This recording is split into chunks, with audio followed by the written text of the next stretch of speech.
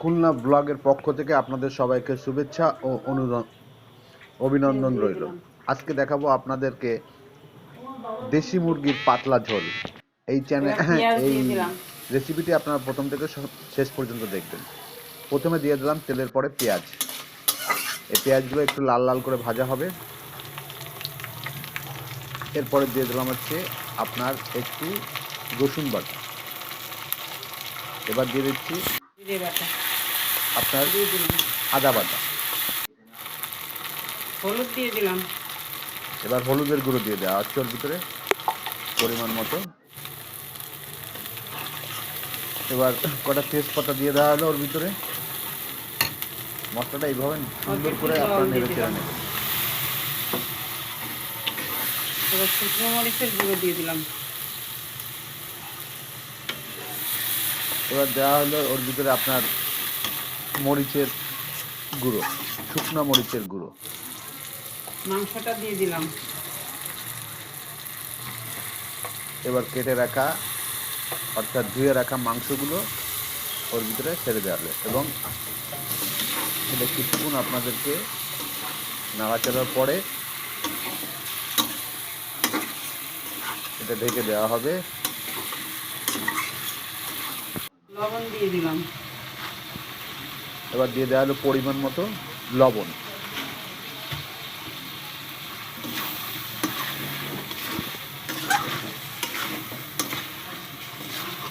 খুবই সাধারণ এবং সিম্পল একটা রান্না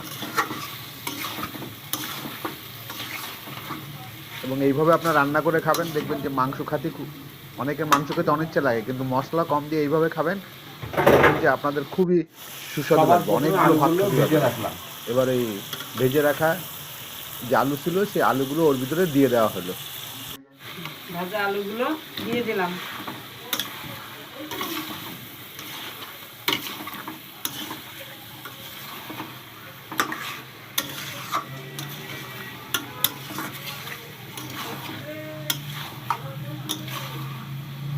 এই ভিডিওটা যদি আপনাদেরকে ভালো লাগে তাহলে আপনারা একটা সাবস্ক্রাইব এবং লাইক করে দিন, তাহলে নিত্য নতুন ভিডিও আপনাদের সামনে আমরা উপহার দিতে পারবো। 5 মিনিট হয়ে গেছে, তুলে ফেলানো হচ্ছে।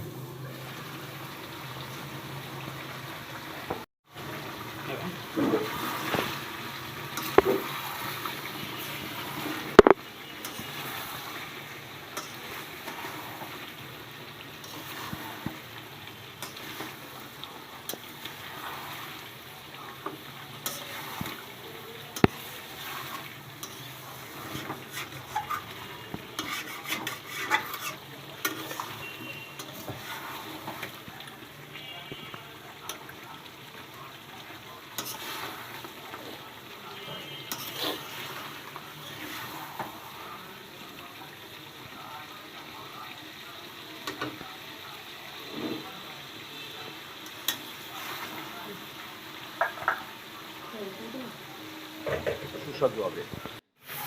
মাংস সবসময় ভালো মতো কষায় নেবেন। এবার দিয়ে দিলাম ওর ভিতরে পরিমাণ মতো পানি, অর্থাৎ আপনারা যদি ভুনা খান ঠিক আছে তাহলে আপনারা সেই পরিমাণে পানি দেবেন, আর যেহেতু এটা দেশি মুরগি সেহেতু আমি একটু পানির পরিমাণটা বেশি দিচ্ছি, যে কারণে এই আজকে মুরগির ঝোলটা হবে এটা একটা পাতলা ঝোল হবে।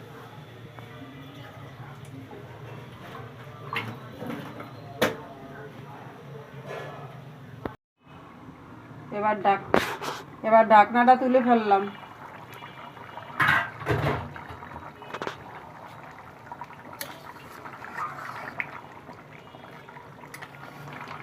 এবার গরম মশলা বাটাটা দিয়ে দিলাম।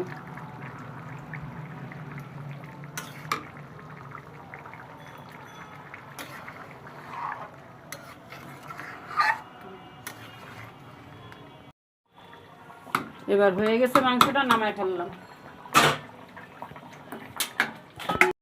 নামাই দিলাম।